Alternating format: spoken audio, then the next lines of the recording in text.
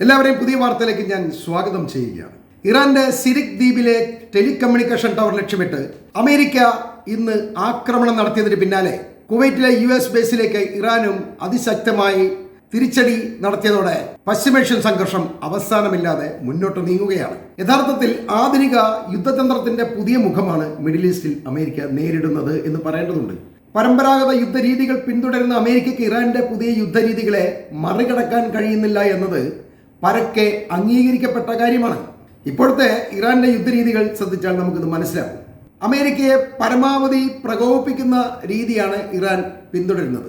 അങ്ങനെ വരുമ്പോൾ അവർ ഇറാനിലെ ഏതെങ്കിലും ഒരു സ്ഥലത്ത് ആക്രമണം നടത്തും. തൊട്ടു പിന്നാലെ ഇറാൻ മിഡിൽ ഈസ്റ്റിലെ കുവൈറ്റിലെയോ ഖത്തറിലെയോ UAEയിലെയോ ഏതെങ്കിലും അമേരിക്കൻ താവളത്തിലേക്ക് ഒരു പ്രത്യാക്രമണം നടത്തും. ഇതോടെ ഇരു വശത്തെയും ആക്രമണങ്ങൾ അവസാനിക്കുന്നു. അടിക്ക് മാത്രം തിരിച്ചടി എന്ന ഇറാന്റെ തന്ത്രത്തിലൂടെ അമേരിക്കയുടെ ആത്മവിശ്വാസം തകർക്കുകയാണ് ഇറാൻ ഇതിലൂടെ ലക്ഷ്യമാക്കുന്നത് എന്ന് അമേരിക്കൻ സൈനിക വിദഗ്ധർ തന്നെ വിലയിരുത്തുന്നുണ്ട്. ഇറാൻ ഇത് ചെയ്യുന്നത് അമേരിക്കയെ മിഡിൽ ഈസ്റ്റിൽ തളച്ചിട്ട് അവരെ സാമ്പത്തികമായും സൈനികമായും തളർത്തുക എന്ന ലക്ഷ്യത്തോടെയാണ്. റഷ്യയും ചൈനയും ഇറാനും കൂടി ഗൂഢാലോചന നടത്തിയിട്ടാണ് അമേരിക്കയ്ക്ക് ഇങ്ങനൊരു പണി കൊടുത്തുകൊണ്ടിരിക്കുന്നത്. അമേരിക്ക പറയുന്ന ഒരു ഡിമാൻഡും അംഗീകരിക്കാതിരിക്കുക എന്ന തന്ത്രത്തിലൂടെയാണ് ഇറാൻ അമേരിക്കയെ പ്രകോപിപ്പിക്കാൻ ശ്രമിക്കുന്നത്. സത്യത്തിൽ ഇറാൻ വിചാരിച്ചാൽ നിഷ്പ്രയാസം മിഡിൽ ഈസ്റ്റിലെ പ്രശ്നങ്ങൾ അവസാനിക്കുന്ന തരത്തിലാണ് കാര്യങ്ങൾ എത്തി നിൽക്കുന്നത് എന്ന് നമ്മൾ മനസ്സിലാക്കണം. ഇറാന്റെ ആണവ പദ്ധതികൾക്ക് 20 കൊല്ലത്തെ സാവകാശം അനുവദിക്കാം എന്ന് വരെ ട്രംപ് പറഞ്ഞു നോക്കി. അതിന്റെ യഥാർത്ഥ അർത്ഥം ഇറാന്റെ ഈ ആണവ പദ്ധതിയിലേക്ക് 20 കൊല്ലത്തേക്ക് ഞങ്ങൾ തിരിഞ്ഞു നോക്കില്ല എന്നാണ് ട്രംപ് പറയുന്നത്. അതുകൂടാതെ ബാലിസ്റ്റിക് മിസൈൽ ഉണ്ടാക്കാൻ പാടില്ല എന്ന ഡിമാൻഡ് ട്രംപ് ആദ്യമേ തന്നെ വിട്ടു. ഇറാനിൽ നിന്നും റഷ്യയിൽ നിന്നും ആർക്കും ക്രൂഡ് ഓയിൽ വാങ്ങാം എന്ന തരത്തിൽ ക്രൂഡ് ഓയിൽ വാങ്ങുന്നതിലെ തടസ്സം ഒഴിവാക്കിയതും, അതുപോലെ തന്നെ ഇറാന്റെ ഉപരോധം നീക്കാം, വിദേശ ആസ്തികൾ വിട്ടുതരാം, ഹോർമുസിൽ ടോൾ ഏർപ്പെടുത്തുന്നതിൽ പരാതിയില്ല എന്നൊക്കെ ട്രംപ് പറഞ്ഞു നോക്കിയിട്ടും ഇറാൻ വഴങ്ങുന്നില്ല എന്ന് നമ്മൾ അറിയണം. ഇപ്പോൾ ഇറാൻ പറയുന്നത് ലെബനോനിലെ ഇസ്രായേൽ ആക്രമണം പൂർണ്ണമായി അവസാനിപ്പിക്കണം എന്നാണ്.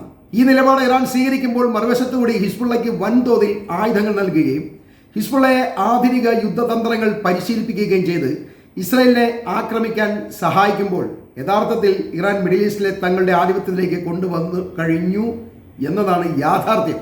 ഇസ്രായേലിലേക്ക് നിരന്തരം ഹിസ്ബുള്ള ആക്രമണങ്ങൾ നടത്തുമ്പോൾ ഇസ്രായേലിനെ തിരിച്ചടിക്കാതിരിക്കാൻ കഴിയില്ല. ഇസ്രായേൽ തിരിച്ച് ലെബനോനിലേക്ക് വൻ ആക്രമണം നടത്തുന്നു. എന്നാൽ ഈ ആക്രമണങ്ങൾ ഹിസ്ബുള്ളയെ ബാധിക്കുന്നില്ല എന്നുള്ളതാണ് സത്യം. ഇസ്രായേലിന്റെ ആക്രമണത്തിൽ ലെബനോനിലെ സാധാരണ ജനങ്ങളാണ് കൊല്ലപ്പെടുന്നത്. ലെബനോൻ സർക്കാർ ഇസ്രായേലുമായി സൗഹൃദത്തിലുമാണ്.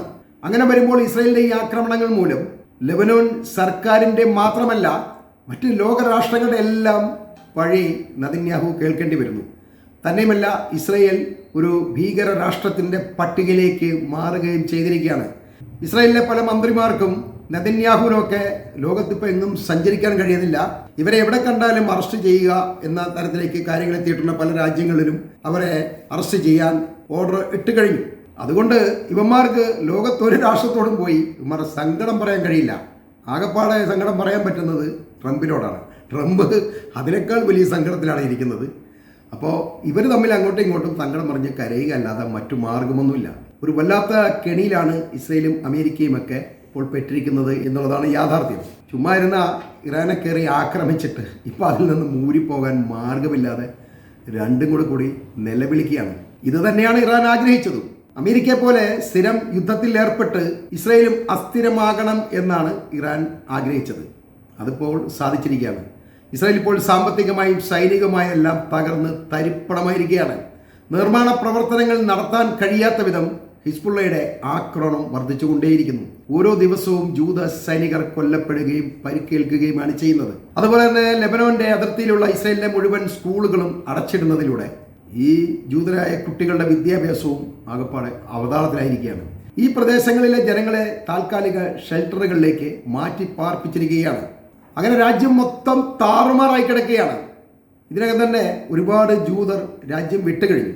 വലിയ അളവിൽ ജൂതർ ഇപ്പോൾ ഇസ്രായേലിൽ നിന്നും പുറത്തേക്ക് ഒഴുകുന്നുണ്ട്. അവർക്കാർക്കും സ്വന്തം രാജ്യം സുരക്ഷിതമല്ല എന്നൊരു തോന്നലുണ്ടായിട്ടുണ്ട്. അതുകൊണ്ട് തന്നെ ഈ രാജ്യത്ത് തുടരാൻ പലരും താല്പര്യം കാണിക്കുന്നില്ല. അതുപോലെ തന്നെ വിദേശത്ത് പോയാലും ജൂതർക്ക് നിലനിൽപ്പില്ല. അവർക്കെതിരായി വലിയ ആക്രമണങ്ങൾ വിദേശ രാജ്യങ്ങളിൽ നടക്കുന്നുണ്ട്. അതുകൊണ്ട് ഇവന്മാർ അവിടെയും സുരക്ഷിതരല്ല. ആകപ്പാടെ ലോകത്ത് 1.5 കോടി ജൂതർ മാത്രമേ ഉള്ളൂ.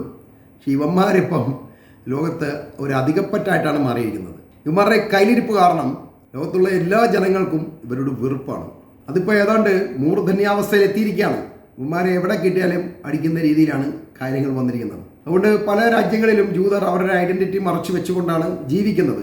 അവരെ ജോലിയിൽ നിന്നും പിരിച്ചുവിടുകയും അവരുമായി സമൂഹത്തിലെ മറ്റ് ജനങ്ങൾ സഹകരിക്കാതിരിക്കുകയൊക്കെ ചെയ്യുന്ന ഒരു രീതിയിലേക്ക് കാര്യങ്ങൾ വഷളായിട്ടുണ്ട്. അങ്ങനെ ഇത്രയും കാലം ഈ ജൂതരെ കാരണം ലോകത്തുള്ള എല്ലാ ജനതയും അനുഭവിച്ച ബുദ്ധിമുട്ടുകളും അതുകൂടാതെ ഈ രാജ്യങ്ങൾ അനുഭവിച്ചിരുന്ന ദുരിതവും ഇപ്പോൾ ഇസ്രായേൽ ജനത അനുഭവിച്ചുകൊണ്ടിരിക്കുന്നു എന്നുള്ളതാണ് യാഥാർത്ഥ്യം. ഉപാധികളുടെ ഭാഗമായി അമേരിക്ക റഷ്യയുടെയും ഇറാന്റെയും ഒക്കെ മേലെ ഏർപ്പെടുത്തിയിരുന്ന എണ്ണ ഉപരോധം എടുത്തു മാറ്റിയതിലൂടെ ഇവരുടെ എണ്ണ ബിസിനസ് ഇപ്പോൾ വലിയ തോതിൽ നടക്കുകയാണ്. അതുകൊണ്ട് യുദ്ധം അവസാനിപ്പിക്കാതിരിക്കുന്നതാണ് ഇവർക്ക് നല്ലത്.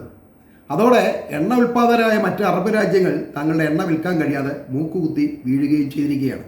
ഹോർമുസ് കടലിടുക്കിന് ബദൽ എന്നൊരു സംവിധാനം ഇന്ന് ആരുടെയും മുന്നിലില്ല. പകരം ഇറാന്റെ പരമാധികാരം അംഗീകരിക്കുക മാത്രമേ വഴിയുള്ളൂ. ഇസ്രയേലുമായി അറബ് രാജ്യങ്ങൾ അബ്രഹാം കരാറിൽ ഒപ്പുവെക്കണമെന്ന ട്രംപിന്റെ നിർദ്ദേശം സൗദി പരസ്യമായി തള്ളുകയും അമേരിക്കയുടെ സംരക്ഷണ കരാറിൽ നിന്നും വിട്ടുനിൽക്കുകയാണ് എന്നുകൂടി പ്രഖ്യാപിച്ചതോടെ അറബ് രാജ്യങ്ങൾ അമേരിക്കയുടെ സൗഹൃദത്തിൽ നിന്നും ഭയത്തിൽ നിന്നും ഓരോ ദിവസവും അകലുകയാണ് എന്ന് മനസ്സിലാക്കണം. അവർക്കിപ്പം അമേരിക്കയെ പഴയ പോലെ ഭയമൊന്നുമില്ല. അതുകൊണ്ട് ഇനി കുറച്ച് ദിവസങ്ങളോ മാസങ്ങളോ മാത്രം ട്രംപിന് അല്ലെങ്കിൽ അമേരിക്കയ്ക്ക് മിഡിൽ ഈസ്റ്റിൽ ചിലവഴിച്ച് വെറും കൈയോടെ അമേരിക്കയിലേക്ക് മടങ്ങുകയാവും ചെയ്യുന്നത്. അതുവരെ അമേരിക്ക മിഡിൽ ഈസ്റ്റിൽ കിടന്ന് മരിച്ചിട്ടില്ല എന്ന് ബോധ്യപ്പെടുത്തലിൻ്റെ ഭാഗമായിട്ടാണ് ഇടയ്ക്കിടെ അമേരിക്ക ഇപ്പോൾ ഓരോ ആക്രമണം ഇറാനിലേക്ക് നടത്തുന്നതിൻ്റെ പിന്നിലുള്ള ലക്ഷ്യവും എന്ന് പറയേണ്ടതുണ്ട്. ഈ വാർത്തകൾ ഞാനിവിടെ അവസാനിപ്പിക്കുകയാണ്.